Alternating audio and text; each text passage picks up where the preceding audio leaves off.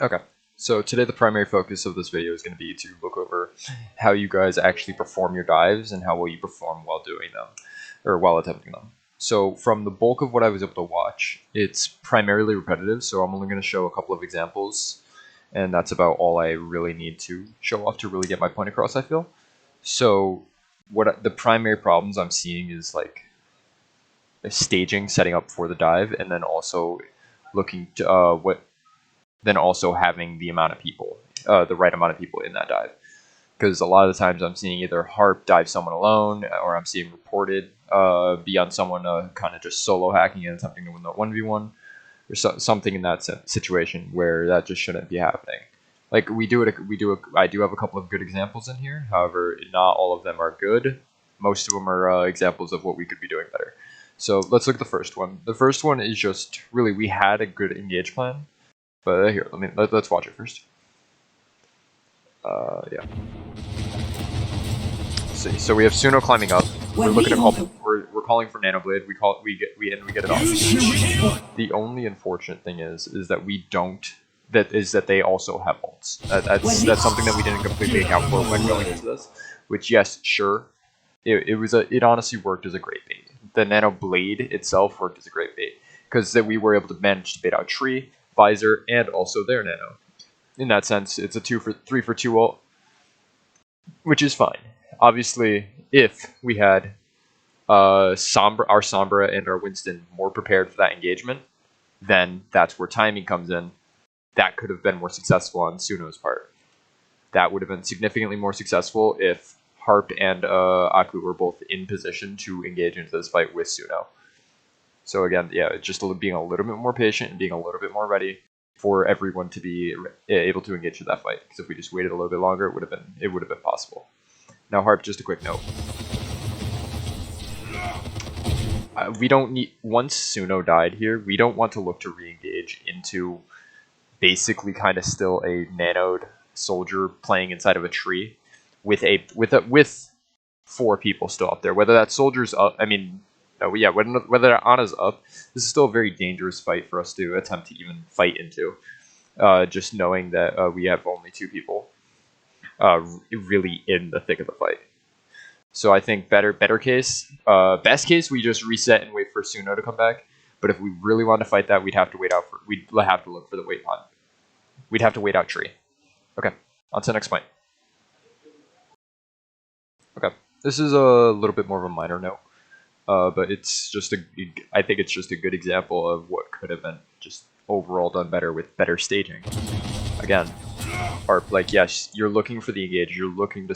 I'm assuming the best way I can say this is you're looking to soft dive.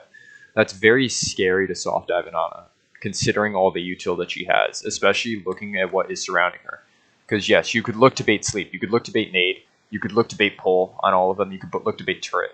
But however, the one thing that makes the difference in this fight is whether or not she could hit her sleep, which she manages to do because Monkey's a very easy sleep target. See, we bait out turret farm. That's great. Now we split their diva. Their diva's now focused somewhere else. This is looking good for a soft dive. However, we forget about sleep. And for a soft dive, yes, it made a bait stub out, but now we're down Winston. We can't re-engage. What we want to look to do, maybe more with a soft dive, is sure, soft dive. That doesn't mean we need the whole team there because it's not a hard engage. We could maybe have looked to have had Aku on their flank harassing this Weaver a little bit. That would have put a bit more pressure and a bit more strain on this Ana to maybe not as much hit that sleep, as well as maybe look to have bubbled off the Ana a little bit better than just how we did. So again, just the solo engaging cost us there again. Cost us a lot of fight time. Speaking of fight time, let's look at this next engagement. Let's just watch first, and then we could see if you guys can guess what I'm even going to come at us for.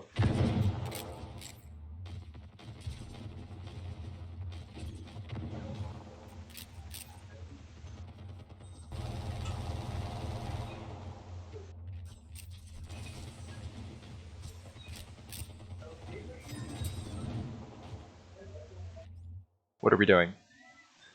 This has been, I started this at 45. It has now been nearly 30 seconds. Within this 30 seconds, we have done almost nothing except for just wait on Italy's to respond. We want to be looking to set up for the next engagement. Mori exists, our brig exists purely to allow Ana to rotate from place to place. That is not all of your jobs. You three could be looking to set up for the next engagement so that when Ana is back and in position, we don't need to waste even more time than what we're currently doing. Let me go back real quick. Aku spends a lot of time on this left side of the map just doing nothing. It would have been stronger if he just looked to a setup in one spot. If we were looking to engage high back on this Ana, like with the point that I mentioned before, if we were looking to engage high, then we could look to have Aku setting up around here and just being patient in this room. He could just be waiting in here, or even back here if it's a little risky, to set up for this Ana. Then we could have Harp looking to set up or play around point and waiting for the re-engage. And we could also have Suno waiting for the re-engage around here, waiting around here. Two of them playing on point. That'll force some of them. That'll force the soldier back. That'll force maybe the diva even to come back onto point. We need to be able to recognize where and when we should be staging, especially in these in these long periods where we just aren't staging or even looking to set up for a fight until later. Okay. I could stay here for the next point though, because this is actually an example of one that you guys do decently well. See, I see Harp and Suno are both being patient, waiting. I'm sure you all remember this engage. We were looking to EMP engage on their backline here, and that's exactly what's going to happen.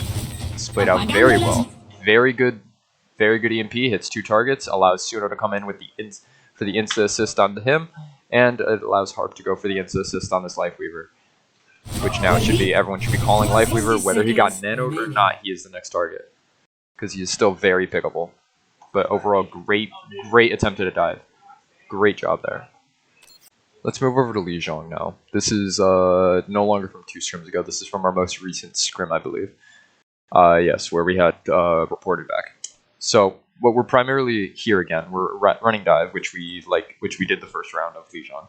So for this first example, I'm actually going to be complimenting you guys again on another good dive. However, it's a little bit different than what we're used to. This is more of a counter dive. So we see the Genji engage onto our backline. Suno and Harp are able to recognize this, either whether it was due to supports calming this out or them just hearing it. They're able to come back as support, and this Genji gets picked off because of it. Great job on that. Something that we also need to be able to recognize when to counter dive and when to backline trade. Okay.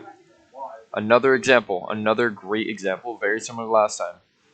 Except this time our positioning is better. We're positioned where we are able to assist reported with this Alari and or Echo. Where we're able to support the backline if we want to counter dive them. But again, pause. Let's see what should we have done, and then we'll see what we did do.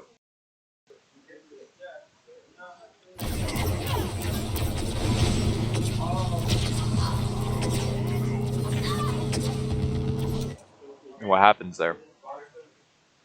What happens is that Suno plays point, Harp goes in to engage a fight that's already lost, and reported is forced to TP out because he's taking on a 1v1 again. Our dive is just not together in these situations again. I'm aware this was our first map we played, but our dive is just not playing together again, which is costing us fights and costing us time, which is something that we need to focus on going forward. I'm going to take this time for you guys to look to just pause. Pause this video and look at what are we looking to dive right now. Because our dive is not horribly positioned. However, they don't look to have a set target as to what they can position around. Like we have reported who is all the way back here he's able to dive Echo and he's able to dive Alari back here. And Harp is able to assist that. However, Suno is not if we were to look to call out either of those targets. And then we have the JQ and Lucio, who Harp and Suno are both able to assist with the counter dive on our backline. But reported is unable to support that dive.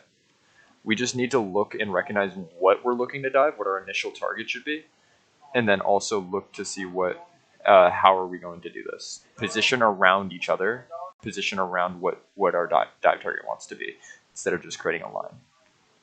Okay, so take the time now to think about, okay, where could I have been in this situation, and what should have happened, what could have happened. Okay, now let's see.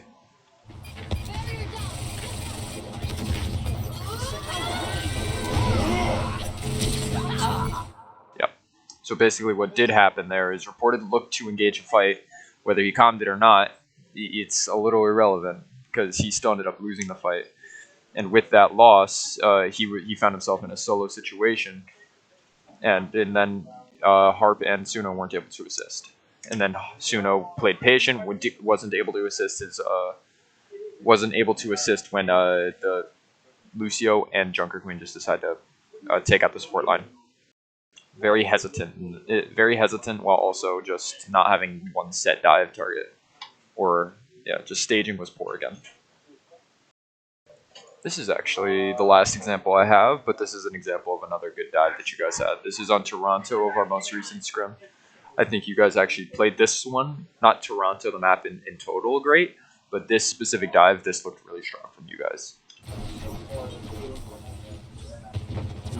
Yep, reported is calming. Reported is communicating that we could see Alari and we could see Sojourn, who are both playing a little bit split from their team, as well as in the open.